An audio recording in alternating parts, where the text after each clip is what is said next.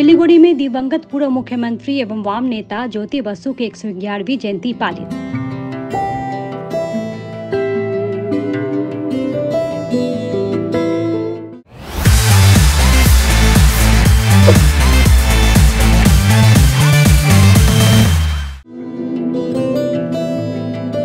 दार्जिलिंग जिला CPM committee ने राज्य के दिवंगत पूर्व मुख्यमंत्री एवं सीपीएम नेता ज्योति बसु की 111वीं जयंती पालित की है।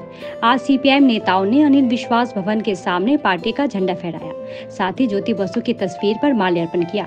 इस दौरान सिलीगुड़ी के पूर्व मेयर और वामपंथी नेता अशोक भट्टाचार्य, जीवेश सरकार, जिला सीपीएम सचिव समन पाठक और पार्टी के अन्य नेता मौजूद थे। ज्योति बसुर 111तम जन्मदिवस সেটা আমাদের পার্টি সিপিএমের পক্ষ থেকে আমরা এখানে শ্রদ্ধা সহকারে পালন করলাম। ज्योति বসু তো শুধু একজন কিংবদন্তি তো না, ज्योति বসু আমাদের দেশের ক্ষেত্রে এবং আন্তর্জাতিক ক্ষেত্রে এমন একজন কমিউনিস্ট নেতা, যিনি কমিউনিস্ট পার্টির নেতৃত্ব দিয়ে কমিউনিস্ট পার্টির যে কর্মসূচি, কমিউনিস্ট পার্টির যে মতাদর্শ, সেটার উপরে বিশ্বাস রেখে তিনি 24 বছর মুখ্যমন্ত্রী ছিলেন, নির্বাচিত মুখ্যমন্ত্রী ছিলেন আমাদের রাজ্যে। তার আগে তিনি বিরোধী দলের নেতা ছিলেন, তিনি বহুবার বিধানসভার সদস্য হয়েছেন এবং সিপিআইএমের পলিট ব্যুরোর সদস্য ছিলেন।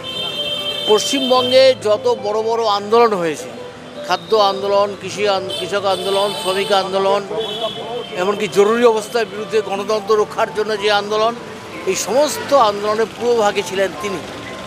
আমার গর্ব যে আমি তার মন্ত্রিসভাতে 20 বছর, আমি 10 বছর মন্ত্রী ছিলাম তার অধীনে, পর 10 বছর বুদ্ধদেব ভট্টাচার্যের অধীনে ছিলাম, কিন্তু তার আন্ডারে আমি 10 বছর মন্ত্রী ছিলাম। সামনে থেকে দেখেছি, আবার আমি বহুদিন একসাথে রাজ্য কমিটির সদস্য ছিলাম।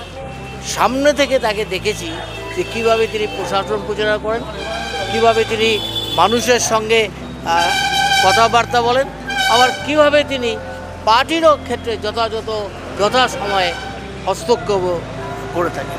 সবটাই হচ্ছে শিক্ষণীয়। আজকে আমরা শপথ নিলাম সারা পৃথিবীব্যাপী, এখন ভারতবর্ষে যখন আমরা একটা লড়াই করে একটা ধাক্কা দিতে পারলাম এই দক্ষিণপন্থী শক্তিকে, কিন্তু ইউরোপের বহু দেশে সেটা হচ্ছিল না।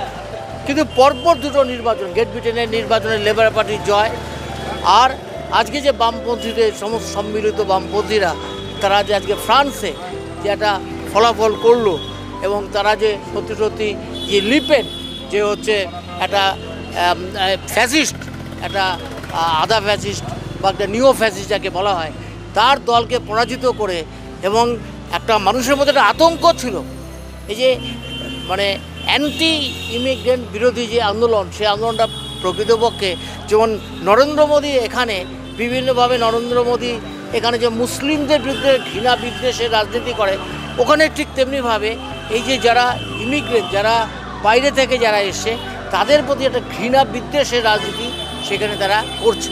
আরও ইউরোপের আরও অনেক দেশে করছে, কিন্তু ওখানকার মানুষেরা চায় না এদের প্রতি ঘৃণা বিদ্বেষ করা। সবাই মিলে, জাতি ধর্ম নির্বিশেষে সবাই মিলে একসাথে বসবাস করা, এই নীতির কথাটাই বামপন্থীরা বলে। আজকে বামপন্থীরাই যে পথ দেখাতে পারে, ভারতবর্ষে বা পশ্চিমবঙ্গে বামপন্থীরা শূন্য, কিন্তু বামপন্থীরা যে প্রকৃত পথ দেখাতে পারে সেটা আজকে কিন্তু প্রমাণিত হয়েছে ফ্রান্সে। সেই জন্যে আমি এই জ্যোতি বসুর প্রতি আমার শ্রদ্ধা জানাই। 111তম।